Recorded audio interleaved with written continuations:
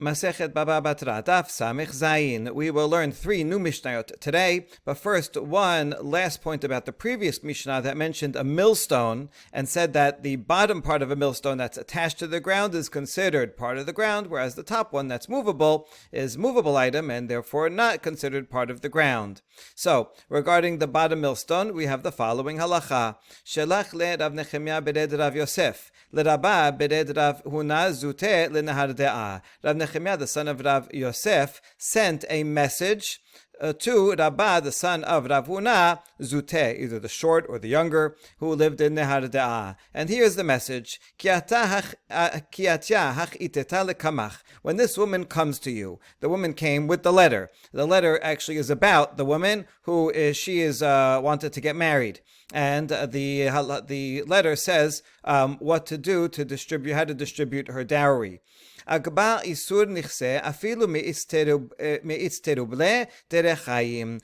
collect for her 1/10 of her father's estate to pay for her dowry, and that includes even the lower millstone.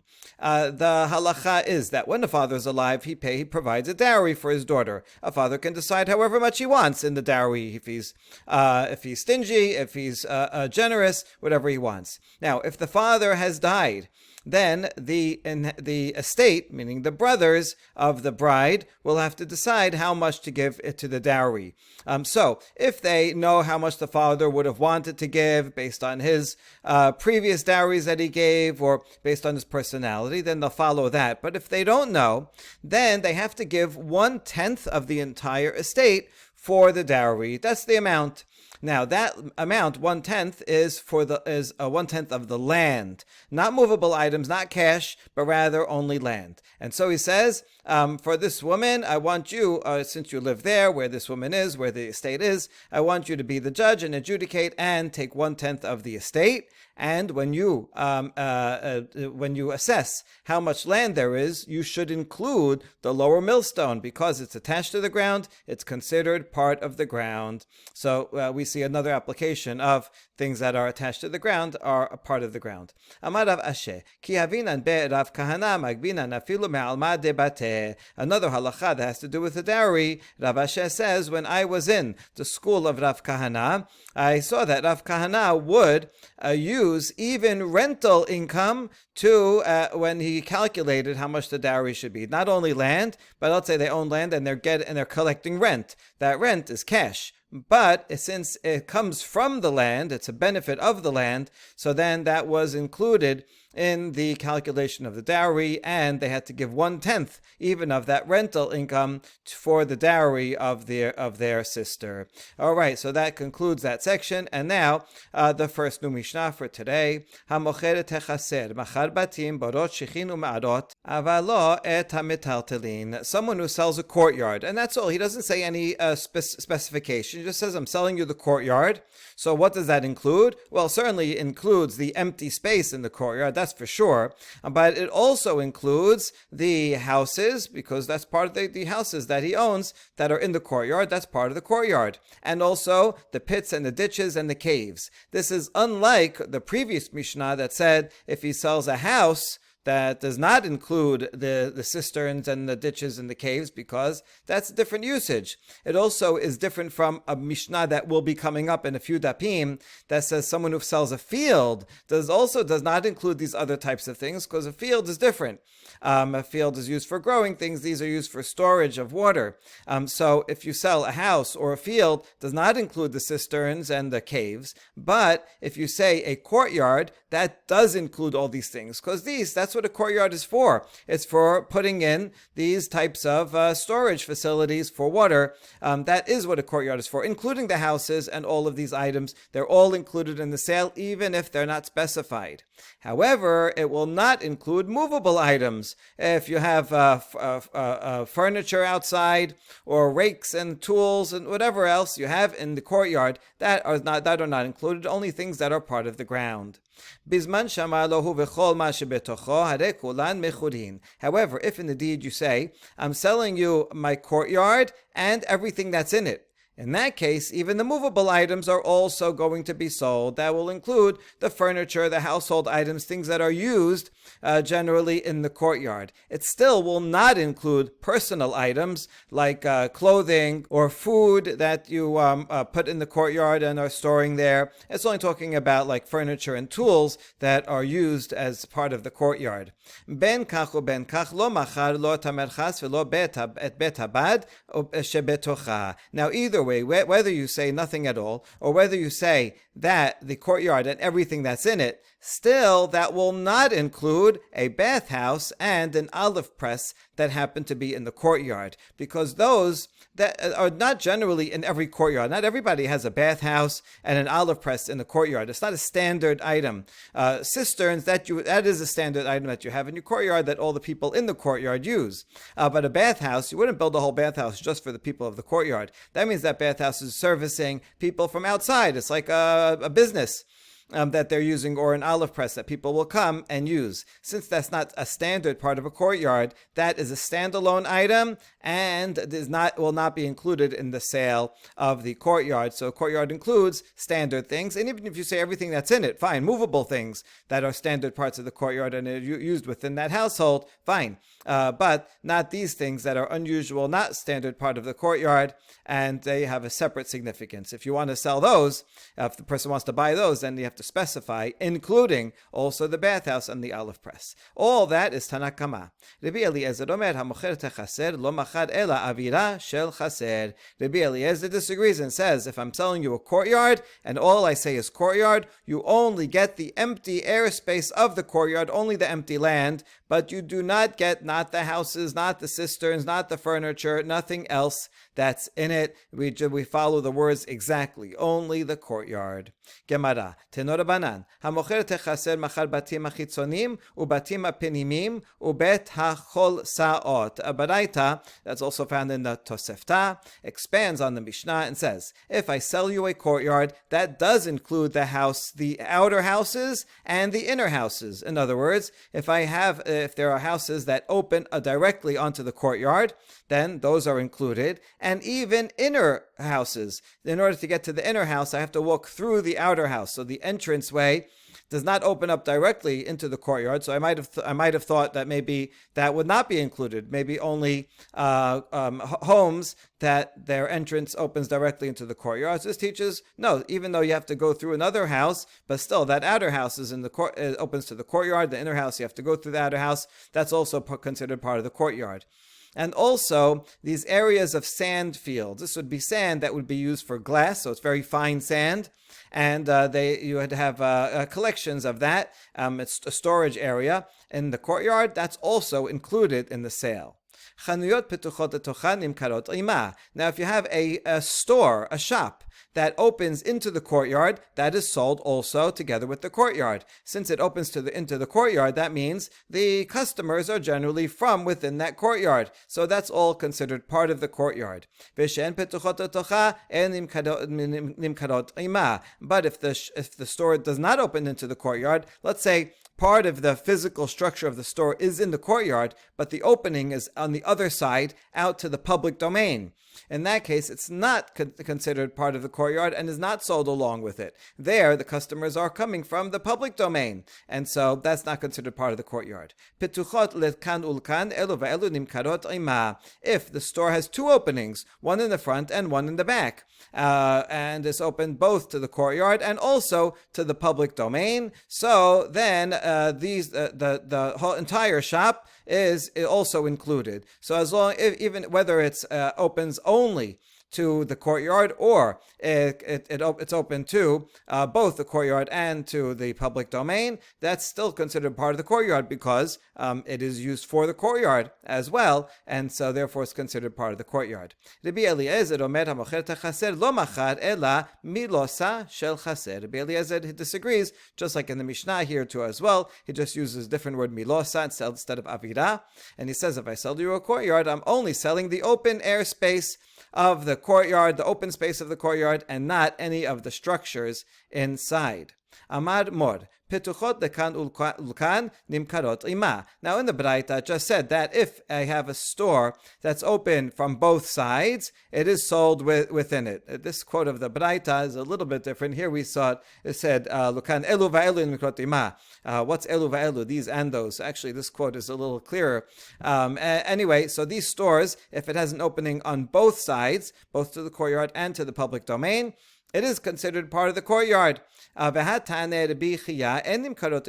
we have another Braita from the school of Rabbi Chia, where from Rabbi Chia he taught this Braita that says that stores that have two openings in the front and back to the courtyard and to the public domain are not considered part of the courtyard. I guess the public domain entrance seems it would be the main entrance. It would probably be used more. And therefore it's really considered part of the public domain, and the back door is just in the courtyard. So this seems to be contradict the Braita that we just saw, the main Braita that's in the Tosefta. And we answer la kashya. Hadarov tashmishtai hu lego. Hadarov tashmishtai hu lebar. The Baraita above from the Tosefta, that's talking about what the majority use is within. Most people that shop in the store are within the courtyard. That's the main entrance, so it's considered part of the courtyard. Okay, it has a back door where a few people come from the public domain, but that's not really the main purpose of it. So then it is sold with the courtyard. Whereas the Braita that Rabbi Chia taught, that's when most people are coming from outside of the courtyard, from the public domain. So that's the main entrance. Okay, there's a back door where people from the courtyard can come and sneak in as a shortcut. But since it services mostly the public domain, it's not considered part of the courtyard and is not sold along with it. Rabbi Eliezer Omer, המוכרת החסר לא מכר אלא אווירה של חסר. אמר רבא, איד אמר לדירתה, דכולה עלמא לפליגי דבתי משמע. So we're going to analyze Rabbi Eliezer, who says that someone who sells a courtyard, you only sell the empty space of the courtyard and not any of the structures or cisterns or anything else. So let's see, what exact language does he say when he sells this thing? Rabbah says, if the seller said, I'm selling you dirata. Dirata is Aramaic for residence, like dira in Hebrew. So if he says dirata, it's residence, then everybody would agree that that includes the houses. And even Rabbi Eliezer would say, oh, dira, you wrote dirata in the deed, then you get the houses also in it for sure. Ki pelige de amar le darta, morsabar tarbisa mashma, or morsabar bate mashma. Right, the machloket in the Mishnah is when he wrote darta. Darta is also Aramaic. It's the Aramaic translation of chatzer, of courtyard. But in the Aramaic, you see that it uses the same root as dira, also darta. So it's a kind of related word. So it's a little bit ambiguous. It means courtyard, but it can have a meaning of residence because it does use the same root as residence. And so in this case, Rabbi Eliezer says, Tarbisa, he meant only the garden, only the empty space. Darta, literally, just chatzer.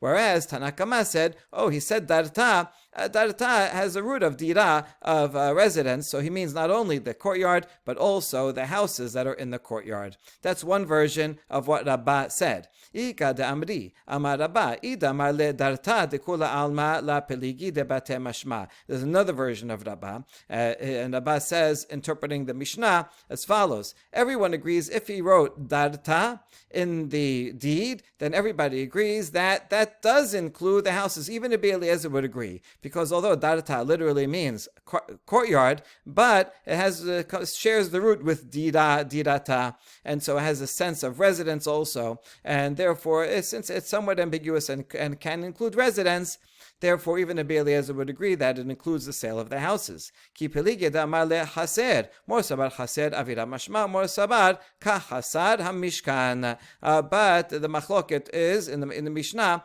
when he wrote chaser. He didn't write darata. If he writes the Aramaic word darata, that sounds like residence. But if he writes the Hebrew word chaser, so that's where the Rabbi Eliezer says chaser means literally only the empty space, only the courtyard. But the Tanakama says, we say Hasar HaMishkan, the courtyard of the Mishkan. But that certainly includes the structure of the Mishkan itself, that's inside it. And so just like over there, although you use the word Chaser, you mean the structure also. So too in general, the word Chaser, although technically it means the empty space of the courtyard, can, and therefore we have to assume does, include the homes and the structures that are also in the Mishkan. V'amar Rabba, Amar Rav Nachman, machal lo holsit umsula, hechazik b'cholsit lo kana mesula, hechazik b'mesula lo kana holsit. Rabba says, name of Rav Nachman. Let's say I sell you a sand field and a pond. The sand field is for making glass, and the pond is for fishing or whatever you want to do in the pond. Now, if it's not enough just to say, I'm selling it to you. Yeah, the buyer has to do an action to take possession of it. He has to go and use it or fence it or whatever.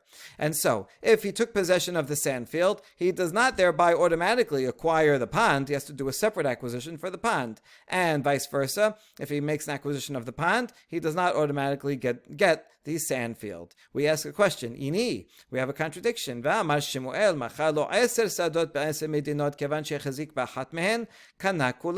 says, if I'm selling you 10 fields that are in 10 different countries, I have fields all over the place, and I'm selling you all 10 in one sale, as long as you make a chazakah on one of them, and you have in mind all the rest, then you acquire all the rest of them. Right in the deed, here's the 10 things. One is here, one's in Canada, one's in Israel, one's in Australia. That's okay, as long as you do a chazakah on one of them, that's here, that's local, so that you can have in mind and include all of the fields. So if we apply that here, why don't we say the same thing? Since I'm selling you 2 things in one sale, and one happens to be a sand field and one is a pond, why can't I say, well, I'm going to make an acquisition on the sand field, and I'll have in mind also the pond, and that will work for the pond also. So there's a contradiction here. The answer is hatamhu de sadnadad achadhu. There's 2 answers. Number 1, in the case of 10 fields, they're all part of one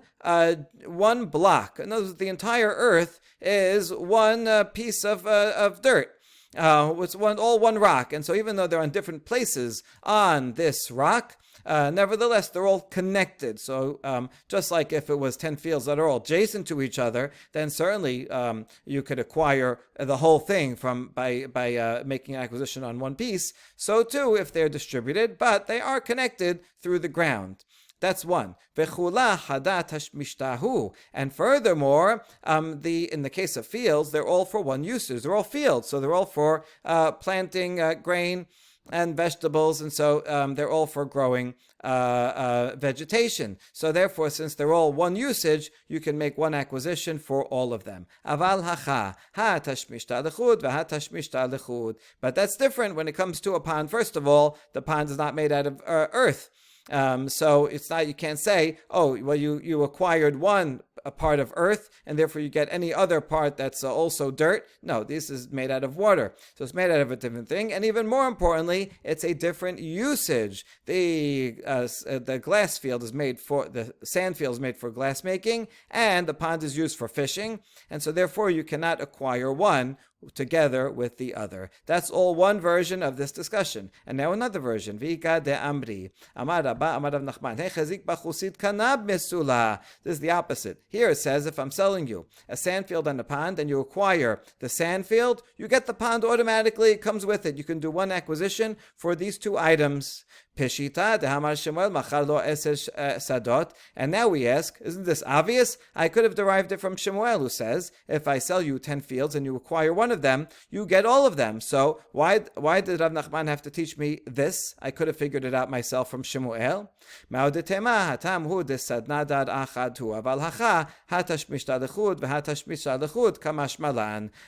have thought that there's a difference between them. In that case, it's all part of one land. All lands, all fields are connected through the earth. But here, the usage of one is different than the other, and therefore I might have thought that I cannot apply the rule of Shemuel to our case. Right? In that case, it's all one. It's all dirt. It's also all connected, and it's used all for planting grain. But here, it's water and dirt, and one's used for glass making and one's used for fishing. So there are differences. So I might have thought that I cannot compare them, and that's why Rav Nachman has to teach that you still can compare them. And just like if you're selling a lot of fields, you can make one acquisition for all of them. So too, even if you're selling 2 different types of items for 2 different usages, as long as you acquire one of them, you acquire the other one as well.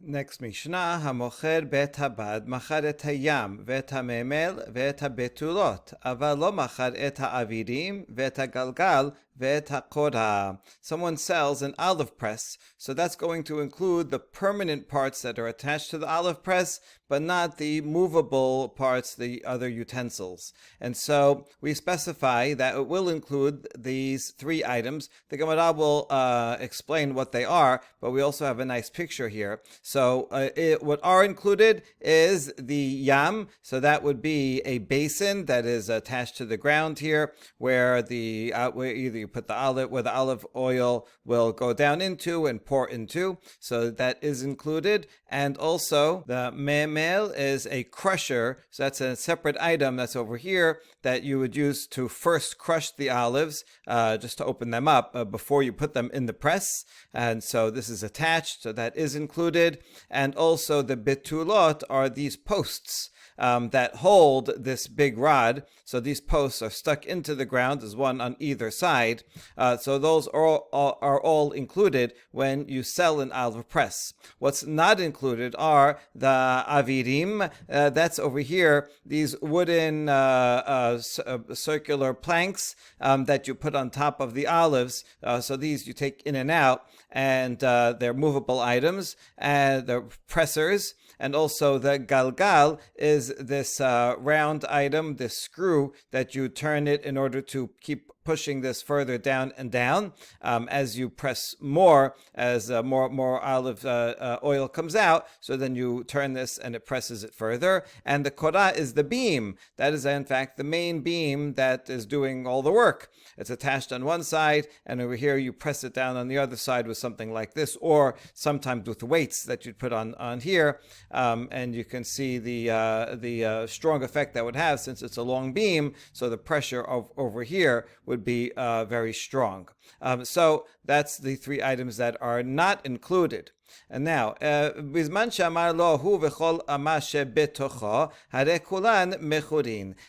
if the seller says, I'm selling you the olive press and everything that's in it, then all of these items are included, even though they're movable, but they're used by their exclusive use for an olive press. They're not things that are used otherwise, and so they're all considered part of the sale, because you said everything that's within it. That's all Tanakama. Rabbi Eliezer Omer Mocher Bet Habad Machar et HaKorah. Rabbi Eliezer disagrees with one point, and he says the korah over here, the main beam, even though it's technically movable because you can take it out from on each side, but nevertheless, that is sold, because that's actually the main part of the press. Bet Habad literally means the house of the beam. And so the korah is an integral part. That is the press itself. Even though it moves around, nevertheless, that has to be included in the sale. Now, the Gemara is going to explain the words. Yam te lafha. When it says yam, that's the lentil. It's called that just because it's round. So these are this round part that's underneath that catches the olive oil as it goes out. That's attached to the ground, or a permanent part of it. Memel, what's that? Amar Rabbi Abba bar Memel, mafrachta. So interestingly, Rabbi Abba, whose father's name is Memel, is explaining what a memel is. Maybe his father was, in fact, a professional olive crusher, and so Rabbi Abba, his son, would know very well what a memel is. So maybe they asked him specifically because of that. It might not just be a coincidence that his father's name is Memel and he knows what a memel is. Anyway, that is a crusher. That again was the item over here that crushes the olives before they're put into the press. And betulot, Amar Rabbi Yochanan, kilon sot shel erez shema'amidim bahem et hakorah. The betulot are the support beams that hold the korah in place, as we saw in this picture here. These posts, those are permanent, and so those are all included. in the sale. Avirim kibshe galgal chumrata kora kora. Avirim, on the other hand, are the pressers. That's just the wooden items that you put on down on top of the olives to help to press them. And galgal is a stone that is used here to pull down. There's, I guess, different versions. The version over here had the other one, and the other picture had a screw. In this picture, you put weights on this edge of the beam to push it down, and that increases pressure. So that's a movable item. And the beam, kora, is literally just a beam. That's this main thing. And that's what Tanakama said is movable. You could see in this here, it's stuck into the wall. But when you take the weights off, then you could just take it out of the wall. So it's a movable item. Whereas Bili has disagreed on that. Tenor banan, hamocheret bet habad, machar et hanesarim, vet hayekabim, vet hamafrechot, vet harechaim matachtonot, אבל לא העליונה. בזמן שאמר לו הוא וכל מה שבתוכו, הרי כולן מכורין. So Braita that expands on the Mishnah says, if I sell you an olive press, then I also do sell the boards that are fixed in place that hold the olives. Yekavim is the vats that collect the oil. Mafrechot is the crushers. That's that item that you put the olives in before to just to open them up before you put it into the olive press. It also includes the lower millstone, but not the upper millstone. As we saw before, the lower millstone is attached to the ground. The upper millstone is movable. However, if I said that I'm selling you the olive press and everything that's in it, then all of these items are also included. Ben kach u ben kach lo machar lo et ha'abirim velo et ha'sakin velo et ha'marsofin. But no matter what, even if I said everything that's in it, that will not include the sacks, and that will not include the boards and the sacks and the leather bags. These are other items that are used just to take the olives, the olive oil, and you put them in the sacks. So all that, or these other containers, those things are not included, even if you sell everything what's in it. So yeah, all the parts of the olive press, even the movable parts is included with everything that's in it. But these other items that are incidental, where you just things for storage of the oil after it's done, those are not included in the sale. Rabbi Eliezer Omer, hamocher bet habad machar et hakora, shelo nikra bet habad ela shum kora. Rabbi Eliezer disagrees and says that if I sell you an olive press, it does definitely includes the beam, even though technically it's movable, because it's only called a bet habad, the house of the bad. The bad means the beam, and so it definitely has to include that. And so this is all part of the Baraita explaining his view in the Mishnah. And now we come to the third Mishnah. Mishnah teaches, hamocher et hamerchas lo machar et hanesarim vet hasefalin vet habilaniyot. If I sell you a bathhouse, well, that will not include boards that you put on the floor so that people walk on the boards and don't burn their feet. Because they would have the hot water flowing under the floor, and so that would make the floor very hot. And then they would put water on that floor, and then steam would come up. And so if you step on that stone floor, it would be too hot. So they had boards, but the boards are movable. Also, the basins that carry the water and curtains; those are all movable items, not integral parts attached to the bathhouse. Bizman shamar lo hi v'chol ma shebetocha. However, if I sell you the bathhouse and everything that's in it, then all of these items are included. Ben kach lo machar lo et ha-megurot shel mayim velo et osarot shel asim. But no matter what, even if I say I'm selling you the bathhouse and everything that's in it, that will not include tanks of water and storerooms for wood, because that tanks of water and storerooms for wood, although I'm using it a lot for the bathhouse, they're not part of the bathhouse. I could store wood also there for other usages, or wood for other things. So that's you don't call the storehouses that provide the materials that you'll use in the bathhouse, you don't call that part of the bathhouse, and therefore it's not included even if you say everything that's in it. Baraita, that's also found in the Tosefta, elaborates to Norabanan. Hamocher hamerchas machar et bet hanesarim, vet bet hayekamin, vet bet hasefalin, vet bet havilaot. אבל לא את נסרים עצמן, ולא יקמין עצמן, ולא ספלין עצמן, ולא וילאות עצמן. So if I sell you a bathhouse, that does include the storage rooms of all these items, because the storage rooms are fixed to the ground. These are permanent structures, and these are all providing the necessary items for the bathhouse and exclusively for the bathhouse. So a storage room for boards, or a storage room for these yakamim. These seems to be small stoves, portable stoves, that you'd store in there, and then you take them out, and they'd heat up, and you'd put them under the floor to heat up that floor and make the steam of the water that you put on top of the floor. Storerooms for basins and the storerooms for curtains. So all those things are included, even though the items themselves are not included. The boards, the stoves, the basins, and the curtains themselves are not included because, again, those are movable items, but the storerooms for them are permanent structures, and these storerooms are for items that are used only for the bathhouse, so they are considered part of the bathhouse structure. If the seller says the bathhouse and everything that's in it, then all of these items, even though they're movable items, but they're used exclusively for their bathhouse, so those are included. But either way, even if I say everything that's included, that does not include the pools that supply water, because those are just pools of water. They're multi-use. I'm using it for water, also for drinking, and also for bathing, and in my house, and for other things. Ben bimota chama, ben bimota geshamim, and that's true both in the summer season and in the rainy season. In the summer season, the water gets lower and lower. There's hardly anything in it.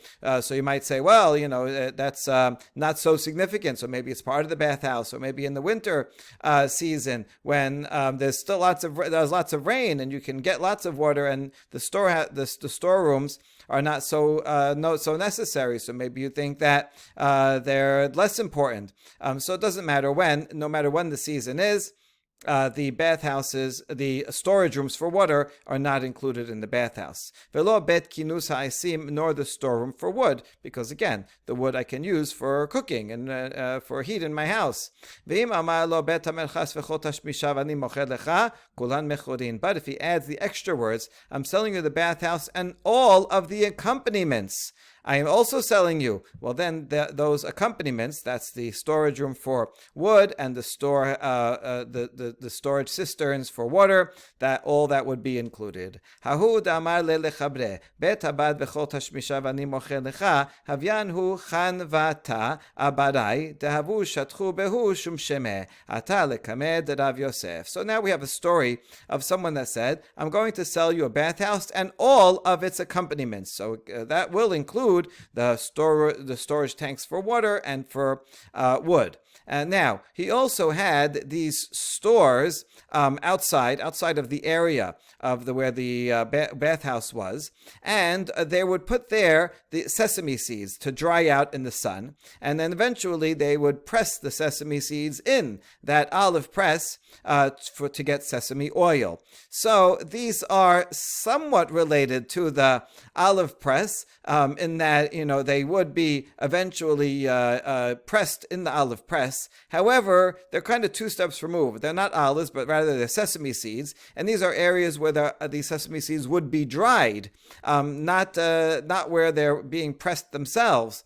And so are these included? Even though he says all the accompaniments, and that does include the wood, a storage room, but would it include this area where you spread out the sesame seeds? So they didn't know what to do. So they came to Rav Yosef. Amar le tanena im amar bet hamerchas v'chol tashmishav ani mocher lecha hare kulan mechurin. So Rav Yosef says, well, we learned it in that baraita. If I sell you a bathhouse and all of its accompaniments, then everything is included. And that would mean this also. This is something that's used for the preparation of the sesame seeds that will be pressed in the olive press. So then that's included also, just like the wood that stores the wood that will be used on the olive press, so all that has to be included.